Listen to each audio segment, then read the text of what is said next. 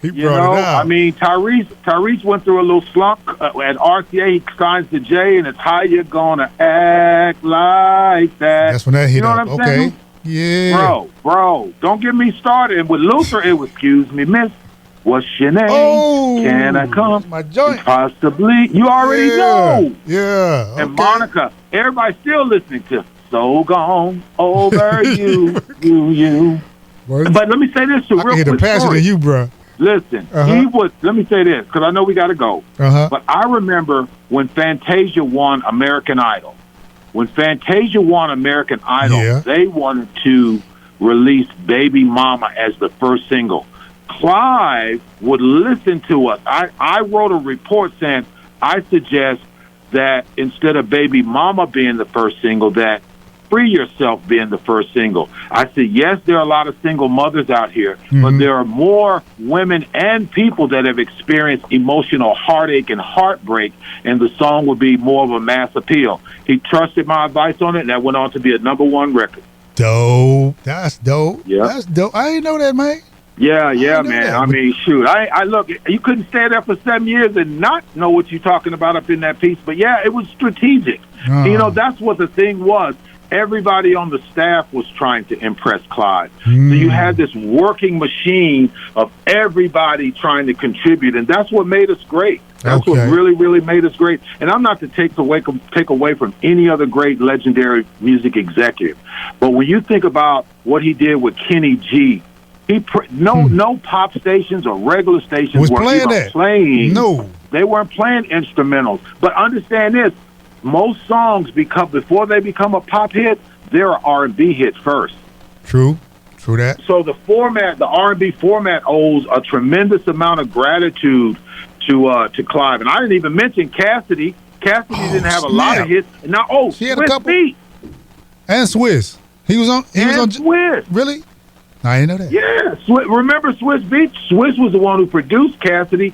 I mean, and that looked like that Swiss and Alicia Keys was a marriage made in music. Let me stop. Let me stop being missed. Okay. Yeah, man. But it was an incredible run. And I got to say that for those that don't know your career, Doc, I mean, if they were to really Google and do the research that what you did and the major events that you pulled in Milwaukee in that summer season, because you know it's cold most of the time. Yeah. It was just an incredible opportunity working with you and J Records and being able to come in there and to do major events that were super impactful. That jam for peace you did at the racetrack at a raceway stadium. Oh man, when they do NASCAR. Come on, man.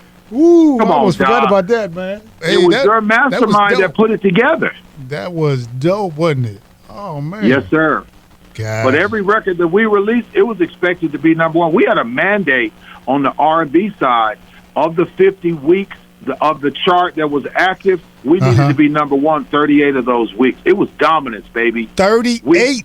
38 weeks out of the 50. Damn. We dominated. We called it getting our unequal fair share.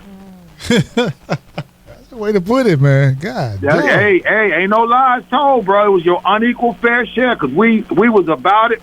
And think about it. He gave us the tools that we needed. Every artist that I pretty much named, you had a chance to meet firsthand because we brought them to Milwaukee. That's true. That they were accessible.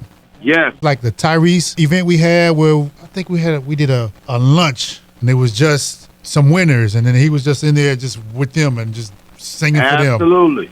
So it was real personable. But that was a budget that required, but there was also a return on the investment. So that's what I so appreciate him. I mean, and to live to be 94 years old, what an outstanding life, what an opportunity to grow and to do. And I mean, I didn't have the privilege of working with Miss Aretha Franklin, God rest her soul, but I did have a chance to meet her in Detroit. And when I told her I worked for Clive, she said, "Come over here and sit down, boy." So you work for Clive, huh? I said, "Yes, ma'am. He just started a brand new label." And she's like, "Did?" And it was just absolutely incredible. And the standard of excellence is really what I took away from it and maintain it to this day, which I'm sure you do as well because you were excellent in what you did. So, you know, working with those legends, it's amazing. But, yeah, you got called into that meeting that 3 hour meeting and I got to see what we go through all the time. It was nice though, and you was right. You know, when the music was playing, people was listening, nobody was talking, nobody was nothing, and then when the music stopped, Clive would talk and talk and explain, and you know, and then go on to the next artist. He played us the whole roster that night. Why not? He got a collective audience. You're not leaving the room. Once you were in, you were locked in, boy. It was. And he had everybody from the #1 station in Chicago. Everybody. From the Midway. You were there. Once we got you there, it was like, Doc, I really need you. Like, man, I thought I said, yeah, Clive wants a meeting. You know, it is sweet. You're like, where? I said, it is sweet at the Four Seasons, man. We got up in there, thought we was gonna be for an hour, man. 3 hours later, everything was closed, but the Polish dog place. True that. Over there, yeah, Jutan. So, how did you even get on the J Records? That's an interesting story. A gentleman by the name of Ken Wilson, who I'd worked with at Columbia Records in the 90s, Ken told me that Clive was starting a new label and they were coming to Chicago to do interviews in 3 weeks. Well, I was working in a corporate environment and I had to go to New York in 2 weeks, within a 2-week period. So I was working for Hyatt, as a matter of fact. I got permission from them to go in early, and I flew into New York, met with Ken and Clive. Okay. And another gentleman, and when I came up out of there, I knew that there was some things going on, and so I pressed them. And I literally the meeting took place at the Waldorf Astoria Hotel in New York. Okay. And as we were walking out, I made such an impression. I pressed them. I said, man, what y'all going to do? What y'all going to do? And they said, man, you got the job.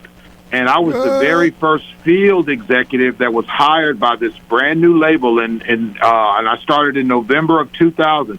But I went to New York and got it. They respected the go-getter that I possessed. I had to go get it though. And I remember when I got my contract, I said, well, Ken, I want to send this to my lawyer to have him review it. He said, if you send that contract to anybody, just have them keep it. The offer will be withdrawn. Damn. Clive is not interested in negotiating.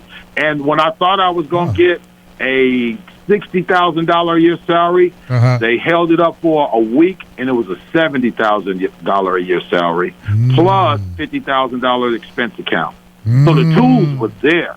And when it was all said and done, I was over 6 figures before my expense account. I mean, they gave the tools. If you produced, you were rewarded for production. But I had to go get it, man. Just like I have to do everything, baby. That's what it is. Life is about going and getting it. There was a motto that we live by: 3 types of people in the world: those that make it happen, those that watch it happen, and those that ask what happened. We had to make it happen. All right, man, that's a good note for us to go ahead and stop, man. But I do appreciate you, man, even taking the time to talk about it, because I know a lot of people coming at you right about now. I thank you for the opportunity to share a little bit of stories, and for us to have a little personal reconnection from days gone by, man. Because you helped make J Records great as well. Milwaukee, if it didn't go down in Milwaukee, it was going to be a problem. It was going to be a problem. Thank you, Doc, for what you did. What the takeaway memory you have of Clive? One thing that I truly remember was excellence is the standard, exceptional is the goal. Almost the same thing that Nick Saban talks about, but it was always about being great. Do your best, research it, get the information, and then research and then execute. That's probably my greatest takeaway. Research and then execute. My man. I appreciate you, Allan Cole, my brother. Doc Love, bad boy.